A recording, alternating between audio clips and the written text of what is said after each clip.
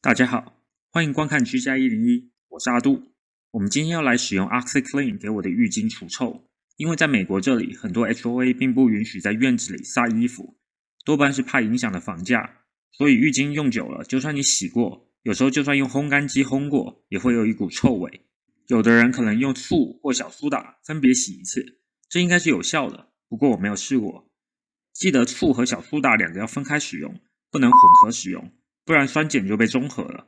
我在清洗洗衣机的视频中就犯了这个错误，所以我本身并不是很喜欢这些偏方，因为一不小心就可能跟我的情况一样，没有尝试理解原理，然后盲目的跟随一些网络教学，结果导致使用错误。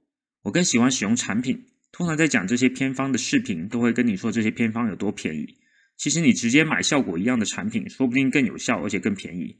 你可能会觉得这跟过碳酸钠有什么关系？那就让我们继续看看吧。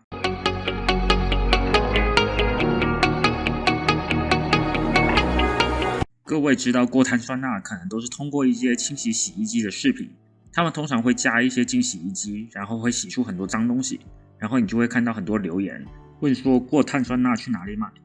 过碳酸钠英文是 Sodium Percarbonate， 如果你搜这英文，你就会找到 OxiClean。OxiClean 的成分主要是过碳酸钠 Sodium Percarbonate， 还有碳酸钠 Sodium Carbonate， 也就是苏打。OxiClean 的主要作用就是去污剂，也就是跟漂白剂差不多的氧化剂，主要是用在洗衣服，因为它不像漂白剂，也就是次氯酸钠一样有毒且污染环境。不过我并不清楚 OxiClean 其他的成分会不会污染环境，它的成分其实并不是很清楚，有表面活性剂 Surfactants， 还有聚合物 Polymer。不过既然能通过认证，然后可以洗衣服，应该问题不大。OxiClean 还有很多种，我使用的是这两种，一种是衣服去污的，还有一种是去除味道的。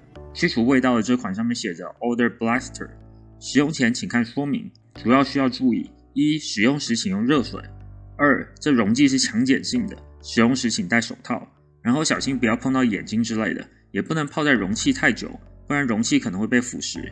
上面写的是6个小时。3. 不要和其他清洁用品混用。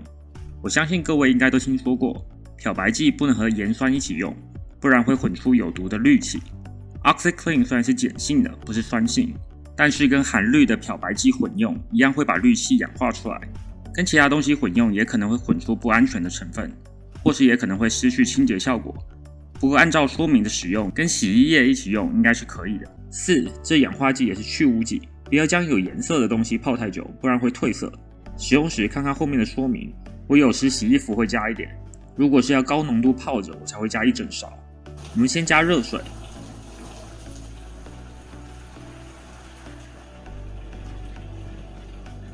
然后加一整勺。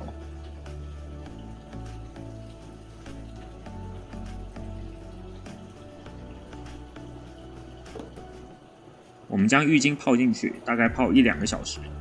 以你怕褪色的程度，你可以增加或缩减时间。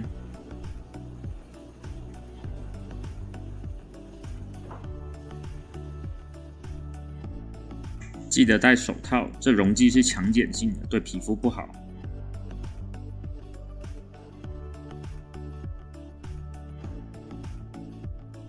泡完之后，这剩下的水我们还有其他用途，我就留到下一个视频来说。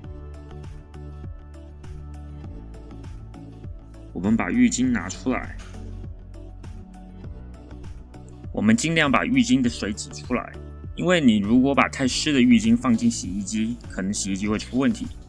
记得不要为了图方便把浴巾直接泡在浴缸里。记得 OxiClean 是去污剂，多多少少会把颜色弄出来，把浴缸染色了就不好了。最后我们把浴巾放入洗衣机里洗。OxiClean 是可以跟洗衣液混合的。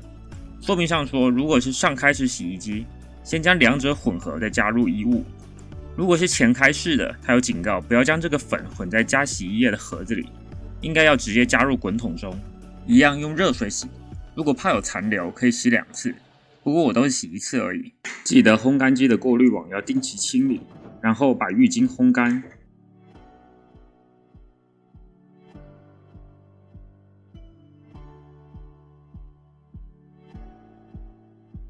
这样洗出来的浴巾就没有味道了。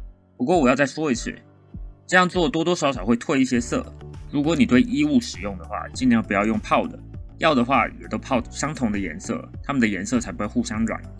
这样我们就完成啦。如果您觉得视频有帮助，请按赞、订阅并开启小铃铛，我会尽量更新各种居家建议，希望对大家有帮助。非常感谢，谢谢收看。